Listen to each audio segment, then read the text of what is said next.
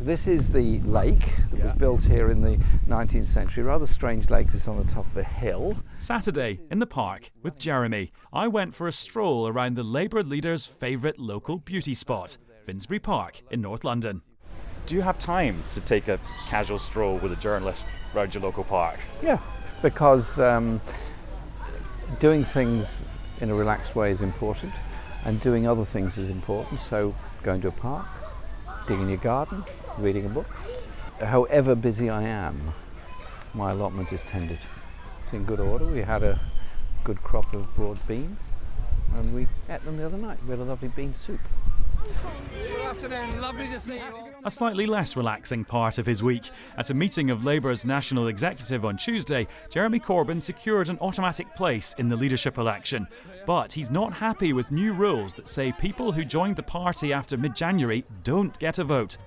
There's going to be some quite intense discussions over the next few days, I suspect, and I hope our party officials and national executive will see sense on this and recognise that those people that have freely given of their time and their money to join the Labour Party should be welcomed in and given the opportunity to take part in this crucial debate, whichever way they decide to vote. Oh, so the rules could change in the Well, next few I'm days? hoping there will be an understanding that it's simply not very fair to say to people that joined the party in the last 6 months that, sorry, your participation is no longer welcome because we're having a leadership contest.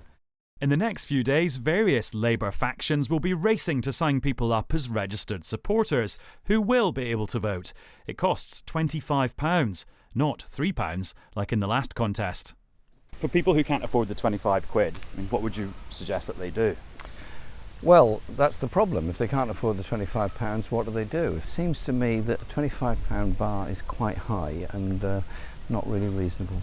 A lot of people have said to me, people stop me in the street saying, I'd love to vote in this election, but I can't afford £25. He's also disappointed that virtually all local party meetings have been suspended over fears of intimidation. I haven't stopped party meetings taking place, and I actually think that's a mistake. I think party meetings should take place. Intimidation of any sort by anybody is totally, absolutely wrong. But to cancel meetings because there's a perception that intimidation might take place, I think is a big mistake. The issues appear to be that where meetings have taken place, far more people have attended than were expected, and so there's been issues about how people can get in the room. Well, there's a fairly simple answer to that: get a bigger room. Talking of meetings, who was he with when Theresa May was taking over as Prime Minister earlier this week?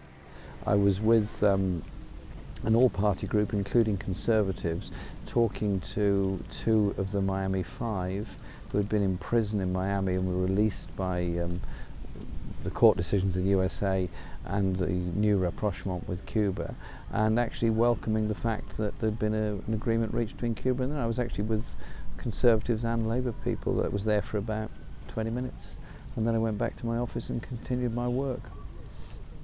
And so you thought that was a good use of your time at that point as the country was kind of transitioning from one Prime Minister to another? It was 20 minutes. Informing yourself by listening to people of all kinds of walks of life is important. What I was doing this morning, I was on the phone to friends in Istanbul and Ankara about what's happening in Turkey. And so when an issue happens anywhere in the world, obviously I read all the briefings that I've been given, obviously I follow the news and information, but also I quite often know people in different places around the world, so I call them up, ask what's happening. I'm supporting you all the way. Do I get a hug for that? Yes, you do. Yes. How are you? Okay, how are you? Thank you. He also seems to know a lot of people in this park. What do you think about Angela Eagle and Owen Smith who want to take his job? Nah, I will back him all the way. Yeah. Yeah, definitely. Yeah. And there's even the odd convert. So I'm a member of the Green Party. I've been trying to unregister from the Green Party so that I can vote, so that I can register with the Labour Party so that I can support you. You're welcome. But not everyone's convinced. So we were walking around with Jeremy Corbyn, you were on the boating lake. Yeah. What did you shout out when you saw him? I said, I don't know what I said, something awful like You said something like you've ruined the Labour Party. oh gosh, I would say maybe step aside and stop ruining the Labour Party, I guess. Oh, the Pokemon's Yeah. okay now. So there's Crabby, he's jumping up and down. Crabby's jumping. And then And I couldn't let Jeremy go without introducing him to the craze sweeping the nation, Pokemon Go. He didn't seem that bothered, but then he's playing a much bigger game, trying to hold on to his job. And that's no walk in the park. We caught Crabby, okay. there we go, register to the Pokemon. So Anyway, our work this morning has not been in vain.